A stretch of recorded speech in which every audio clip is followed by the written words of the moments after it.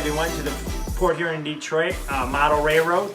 Last time on our last video we talked about all of Phase 1, which is everything south of 32nd Street.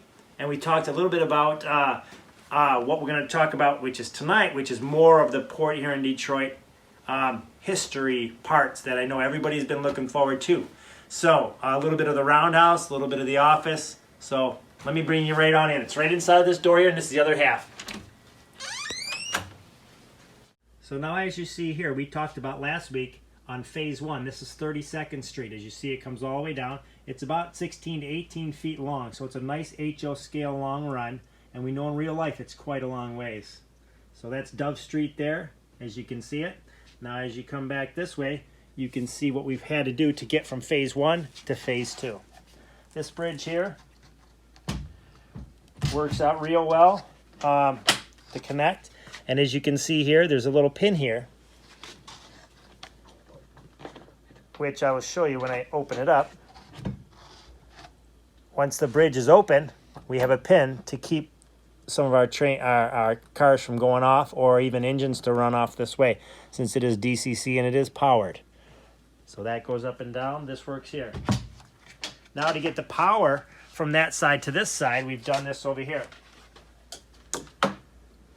This is our DCC main bus line connecting red and black. And when you plug it in here to our Phase 2 of the system, you just plug it straight in like that.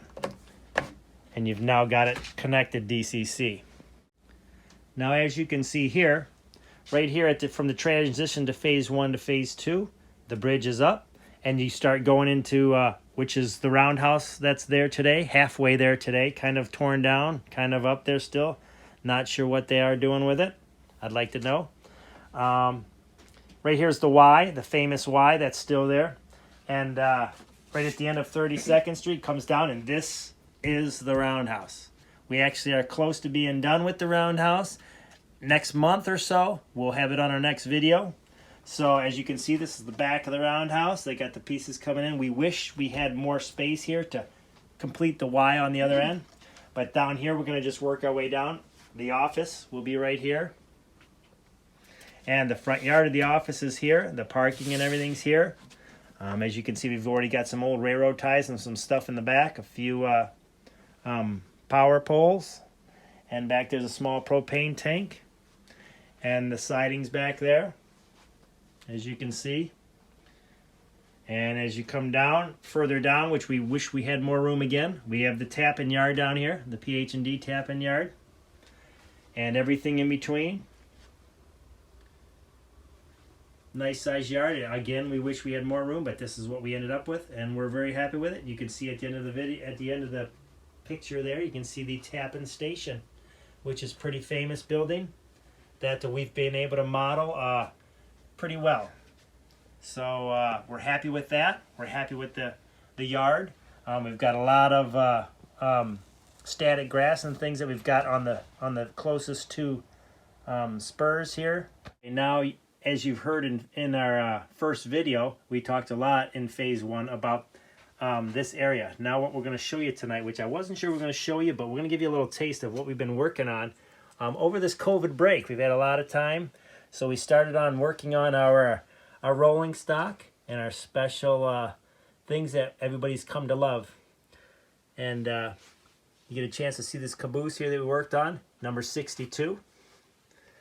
And as you know, we're going to be modeling around 1980, 79, 80. Not quite sure yet. Now here we've got the engine, number 62. And if you followed a little bit of PhD, you know these are what we love. And I love it too. And it's nice to have them. And we're working as we go. As you can see, the caboose, 62, as well as this engine here, number 62. And we're working on 52 presently.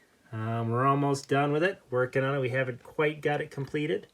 You can see all the fine details and the reflectors on the bottom, along the bottom of the walk rail. The different things. It's going to have all kinds of a lot of details on this engine. It's not complete. Let me lift 62 back up for you and show you this. As you can see, the wider smokestack. Let me pull this out of the box for you so you can get a real good taste of it.